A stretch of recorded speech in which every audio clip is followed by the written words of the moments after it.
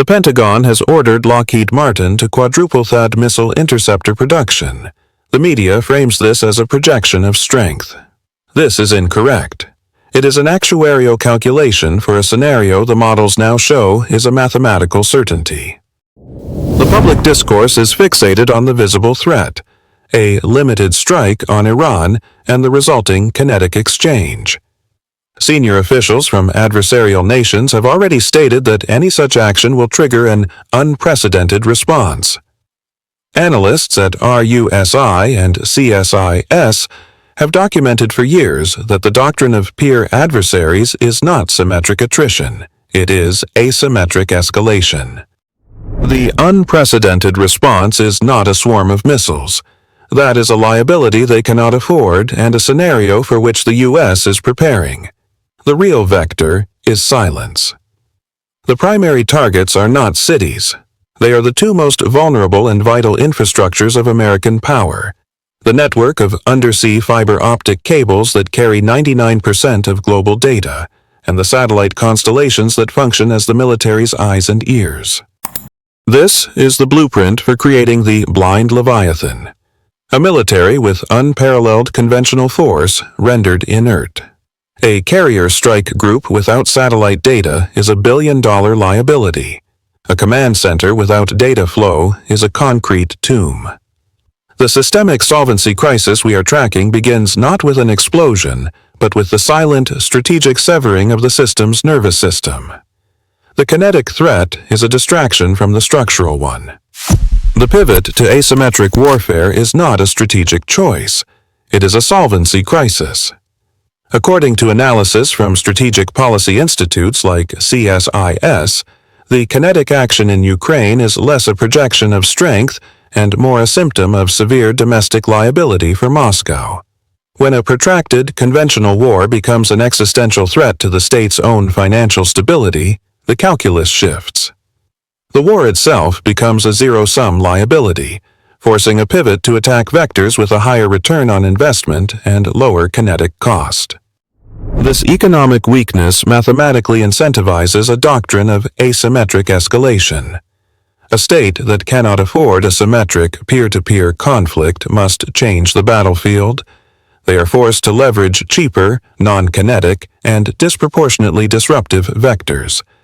The record-high cyber attacks reported by Latvia are not isolated events. They are a blueprint. They represent a low-cost, high-impact method of projecting power and bleeding a superior economic adversary without triggering a conventional military response. This is the exact doctrine being telegraphed by Iran. When top advisor Ali Shamkhani states that any limited strike will be met with an immediate, all-out, and unprecedented response targeting the aggressor and its allies, this is not rhetoric. It is a pre-declared protocol. It is the explicit strategic declaration of a power that knows it cannot survive a conventional war and will therefore make any conflict immediately systemic and existential for all parties. Consequently, the Pentagon's decision, reported by Stars and Stripes, to have Lockheed Martin quadruple THAAD missile interceptor production is not a projection of offensive strength. It is an actuarial calculation. It is the Department of Defense pricing in the mathematical certainty that any kinetic action against a competitor facing a solvency crisis will trigger an asymmetric missile-heavy response.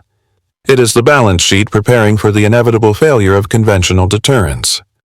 The central flaw in American military doctrine is no longer strategic, it is economic. It is a solvency crisis playing out in real time. Reports from institutions like the Royal United Services Institute, or RUSI, quantify the liability. The kinetic cost exchange is inverted. An adversary can deploy a swarm of $500 FPV drones to neutralize a $5 million main battle tank. The math does not permit another outcome. For every high-cost asset the U.S. projects, the adversary has a low-cost, disposable counter. This is not warfare. It is economic arbitrage executed with explosives. The objective is not to win a tank battle. It is to bankrupt the Pentagon by forcing it to trade its most expensive assets for the enemy's cheapest liabilities. Analysts refer to this phenomenon as the democratization of violence. It is the systemic erosion of a superpower's monopoly on high lethality kinetic action. The barrier to entry for projecting force has collapsed. This means a regional actor, or even a non-state actor, can now impose costs previously only achievable by a rival state, mathematically incentivizing doctrines of asymmetric escalation.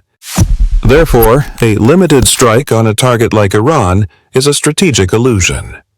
Any kinetic action is now a direct vector for this asymmetric economic warfare.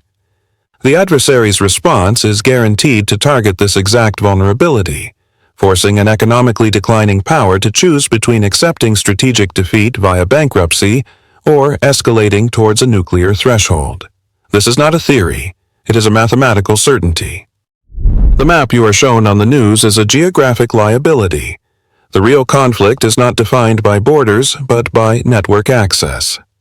The battle space is now the gray zone, the systemic infrastructure connecting global finance, logistics, and communications.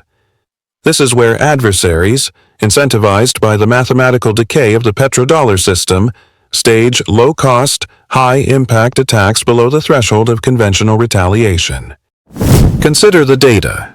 While officials debate a limited strike on Iran, Latvia reports its cyber infrastructure under a record-high assault, identifying Russia as the primary threat vector. This is not a coincidence, it is a protocol.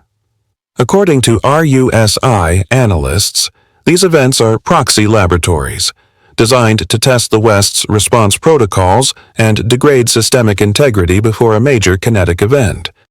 Instability within Western-aligned nations, such as the operational warnings issued by governments in Canada and South Africa, are not the cause of this crisis.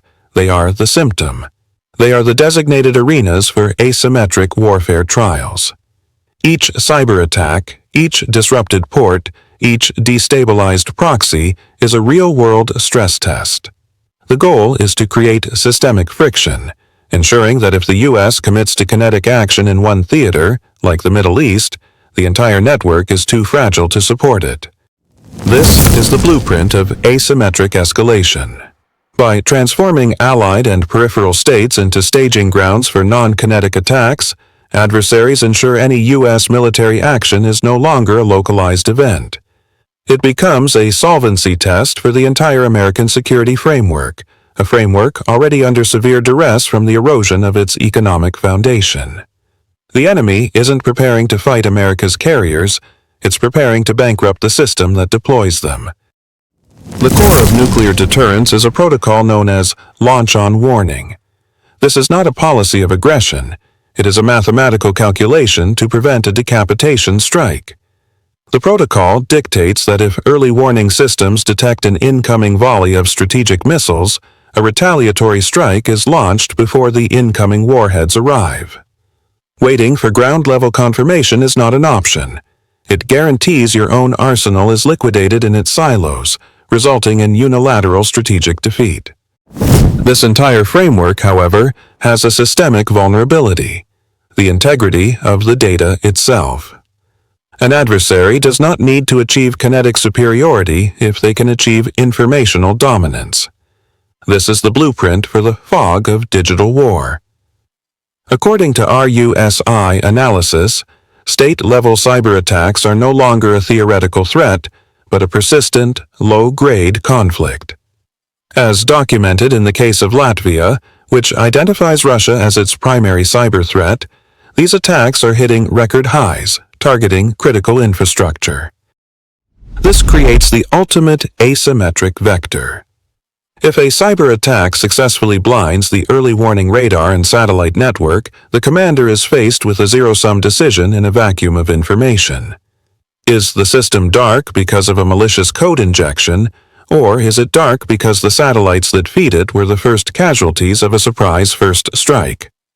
Under the launch-on warning protocol, the absence of data is interpreted as the worst-case scenario.